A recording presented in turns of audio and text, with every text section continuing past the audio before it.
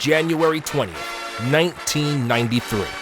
A cold winter day in the nation's capital, and the dawn of a new presidential administration. Before Bill Clinton is sworn in as Commander-in-Chief, an African-American woman takes to the stage. Mr. President. Her name is Maya Angelou. A rock, a river, a tree.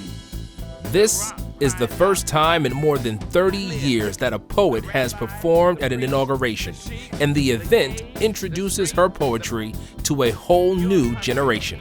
And say simply, very simply, with hope, good morning. Maya Angelou was seriously assaulted as a child.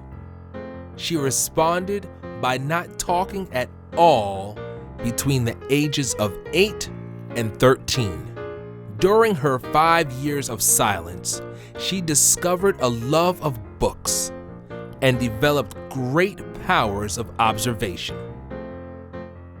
For the first part of Maya Angelou's adult life, she lived in the United States, Ghana, and Egypt, and she worked many jobs: a modern dancer, calypso singer, actress, journalist, playwright, and civil rights organizer.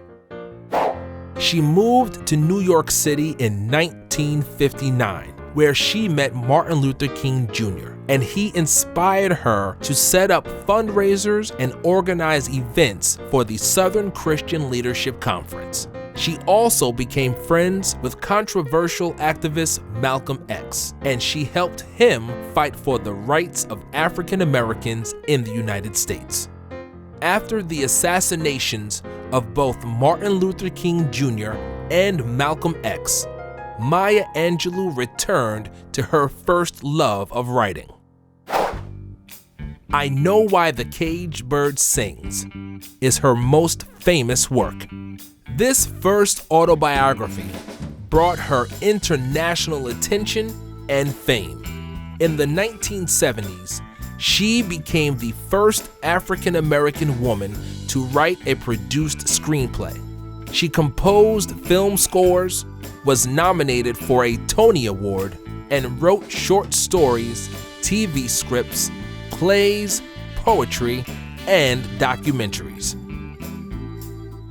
By the 1980s, she was one of the most well-known writers in the United States, and she toured and taught courses at colleges all across the country. Even into her 70s and 80s, Maya Angelou directed a feature film, collaborated on a rhythm and blues album, wrote her 6th autobiography, campaigned for both Hillary Clinton and Barack Obama, and for her poetic recitation at President Clinton's inauguration, she won a Grammy Award. Maya Angelou's career spanned more than 50 years.